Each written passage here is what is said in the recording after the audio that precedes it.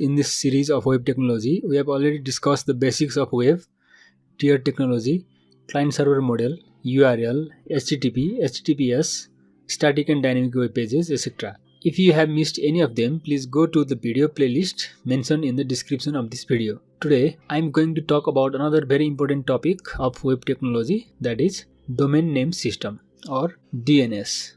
As a human being, we find it much easier to remember names over numbers. When you want to call your friend, you would probably think of their name and search for it in your contact list, unless you are a memory king to remember all numbers. The DNS or domain name system works in the similar way.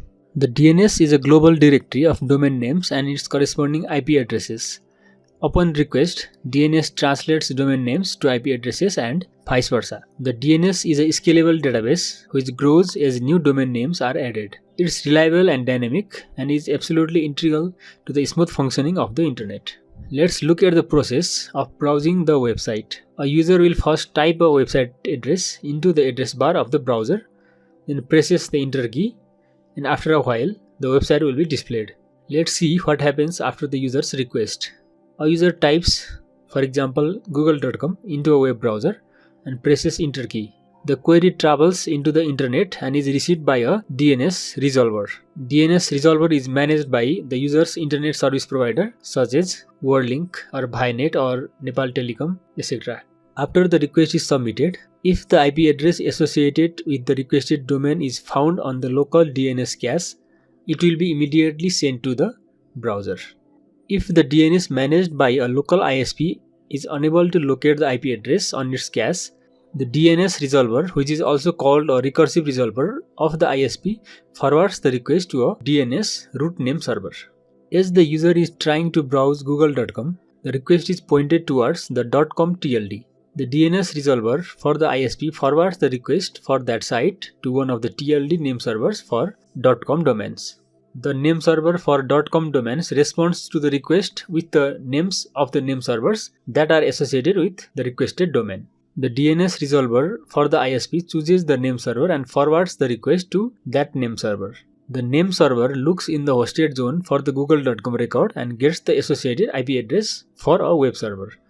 Then it returns the IP address back to the DNS resolver. The DNS resolver for the ISP finally has the IP address that the browser needs. The resolver returns the address to the web browser. The DNS resolver also stores the IP address for google.com for some amount of time so that it can respond more quickly the next time someone browses the same site. After receiving the IP address, the web browser sends a request for google.com to the IP address that it got from the DNS resolver. That is the place where content of the site is hosted. The web server with that IP address returns the web page for google.com to the browser, and the browser displays the web page. There are four main building blocks that enable DNS to function. The first is DNS resolver.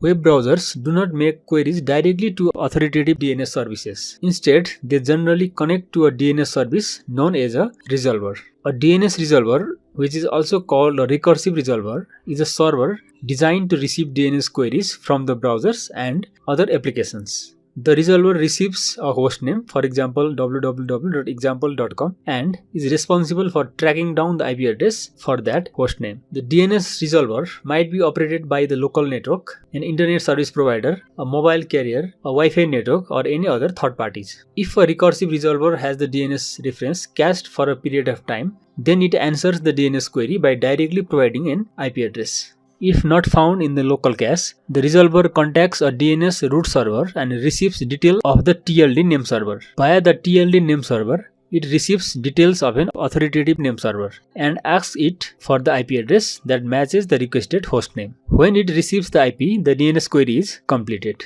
The next component is DNS root server.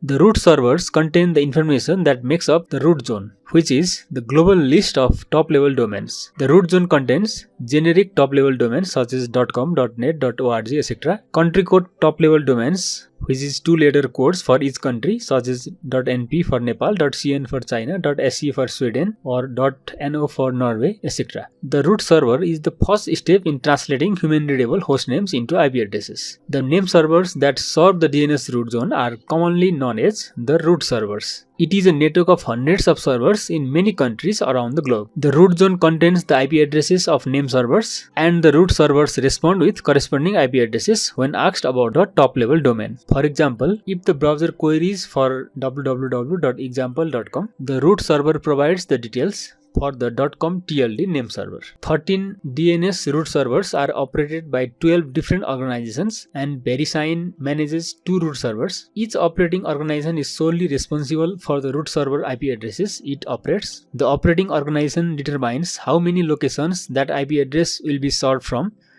what those locations are, what hardware and software will be installed in each location, and how that hardware and software will be maintained. There are more than 750 root server instances around the world on all 6 continents. They are reachable using 13 IP addresses. Most of those addresses are assigned to multiple servers around the world. So DNS queries sent to those addresses get fast response from local servers. Before 2004, there were root server instances in only 13 locations and 10 were in the USA. Significant efforts by the root server operators have expanded the global root servers to various other distributed locations that increase the reliability of DNS services. As there are only 13 unique root server IP addresses, only 13 root servers can be seen from any single location at any given time.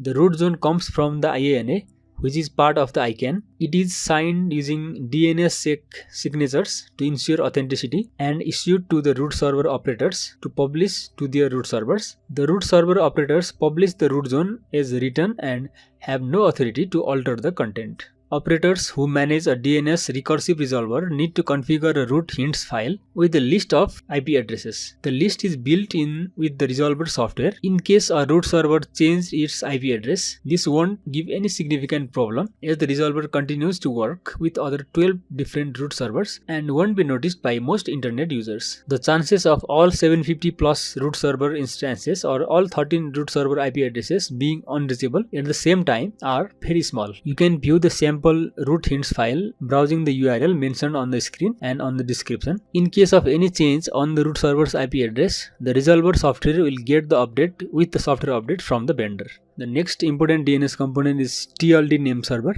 A TLD name server maintains information for all the domain names that share a common domain extension such as .com, .net or whatever comes after the last dot in a URL. For example, a .com TLD name server contains information for every website that ends in .com. The TLD name server takes the domain name provided in the query, for example www.example.com, and provides the IP address of an authoritative name server for that domain. This is a DNS server that contains DNS record for the specific domain. There is a name server for each top-level domains. There are currently 1500 top-level domains including the generic TLDs like .com, .org, .net, etc. and country codes TLD such as .np, .uk, .fr, etc. You can view the list of TLDs by browsing the URL mentioned on the screen. The final component of DNS is authoritative name server.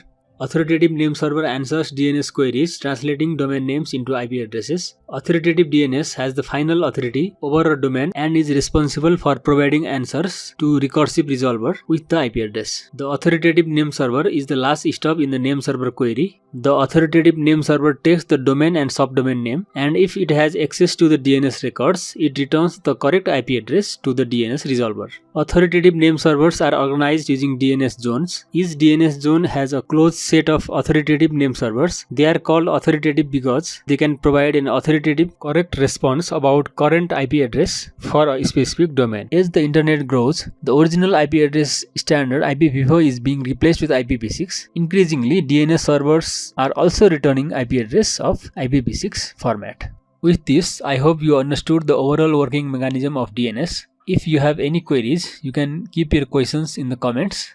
See you in the next video with new topic.